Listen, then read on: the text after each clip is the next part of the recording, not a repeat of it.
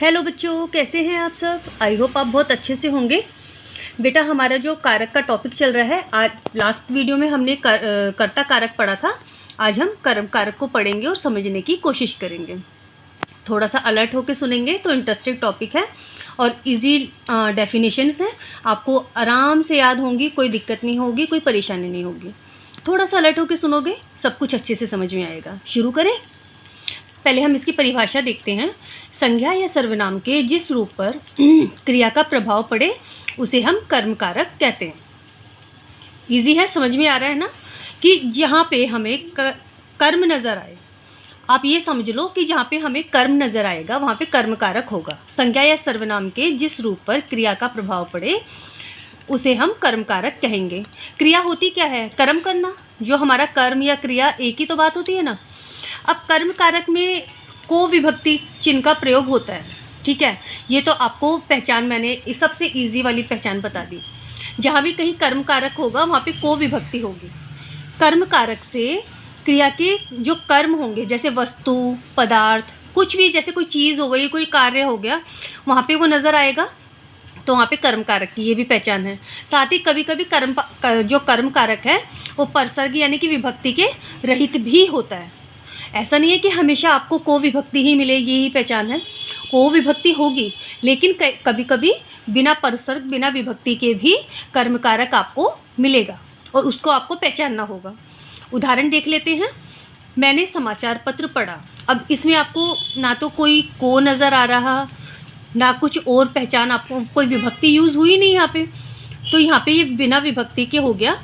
मैंने समाचार पत्र पढ़ा, लेकिन पढ़ा है, पढ़ाई करी है, क्रिया करी है, समाचार पत्र पढ़ा है, तो यहाँ पे कर्म कारक हो गया। पिताजी भोजन कर रहे हैं। भोजन, खाना भी एक क्रिया है, तो भोजन कर रहे हैं तो ये क्रिया हो रही है, तो यहाँ पे कौन सा हो गया? कर्म कारक हो गया। इन सभी वाक्यों में को परसर्ग का लोप हो गया, मतलब छुपा हुआ है, नज़र नहीं आ रहा है ही नहीं। अच्छा, अब एक पॉइंट और, जहाँ पे जाना धातु का प्रयोग होगा वहाँ पर क्या के स्थान पर सदैव कहाँ प्रश्न करने पर जो है कर्म का पता चलेगा। अब देखो, जाना, आना, जब इस तरह की धातु का प्रयोग होगा तो वहाँ पे क्या यूज़ नहीं होगा, वहाँ पे कहाँ यूज़ होगा। जैसे हम सब मुंबई जाएंगे, हम सब मुंबई जाएंगे, ये तो हो गया आपका कर्म कारक। लेकिन कहाँ जाएंगे? यहाँ पे क्वेश्चन क्या हुआ? कहाँ जाएंगे? कहाँ जाएंगे? मुंबई जाएंगे। राम ने रावण को मारा। किसने किसको मारा? किसने मारा? राम ने किसको मारा था?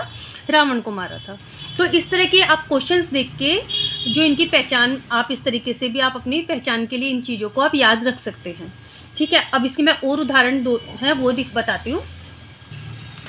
अब देखो, और ये 2-3 उदाहरण लिख के मैंने आपको समझाने की कोशिश की है। राकेश ने अपनी गाड़ी को तेज़ भगाया मतलब तेज़ चलाया, लेकिन चलाना, गाड़ी को चलाना भी एक क्रिया है, तो यहाँ पे कौन कर्म है, तो कौन सा कारक हो गया? कर्म कारक हो गया। रमेश ने राधिका को तमाचा मारा, ठीक, मारना भी एक क्रिया हो गई, तो क्रिया का जो है प्रभाव दिख रहा है यहाँ पे, तो यहाँ पे कर्म कारक हो गया। माँ ने अपने बच्चे को दूध पिलाया। खिलाना, पिलाना, ये सब क्रिया में आता है, हमारे कर्म हो गए, तो कर्म कारक हो गया। कुत्ते ने मेरे दोस्त को काट लिया। अब कुत्ते का काटना भी एक क्रिया हुई है, कुत्ते के द्वारा उसके दोस्त को काटा गया है, तो यहाँ पे कर्म कारक आ गया। राम ने घोड़े को पानी पिलाया। मैंने बोला ना, पिलाना, खिलाना, तो ये भी एक क्रिया है और कर्म है, तो कर्म कारक। पारस ने बुजुर्ग को सड़क पार करवाई।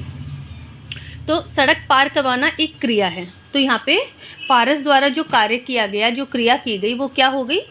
सड़क पार करवाना भी क्रिया हो गया। 2 मिनट में हम ये क्या समझेंगे कि जहाँ पर संज्ञा या सर्वनाम के जिस रूप पर क्रिया का प्रभाव पड़ेगा उसे हम कर्म कारक कहेंगे, और कर्म कारक में को विभक्ति चिन्ह का प्रयोग होता है, और हमेशा जो है वहाँ पे कर्म नज़र आना चाहिए। जैसे चाहे वो वस्तु के रूप में हो, चाहे गाड़ी चलाना हो, चाहे थप्पड़ मारना हो, चाहे दूध पिलाना हो, तो वहाँ पे हमें कर्म नज़र आ रहा है, तो वहाँ पे कर्म कारक हो गया। इजी है, मुश्किल नहीं है। लास्ट में आपको कर्ता कारक समझाया था, आज आपको कर्म कारक समझाया। नेक्स्ट वीडियो में हम करण कारक पढ़ेंगे, ठीक है बेटा। आज के लिए इतना ही, नेक्स्ट वीडियो में हम फिर से मिलते हैं। Bye bye.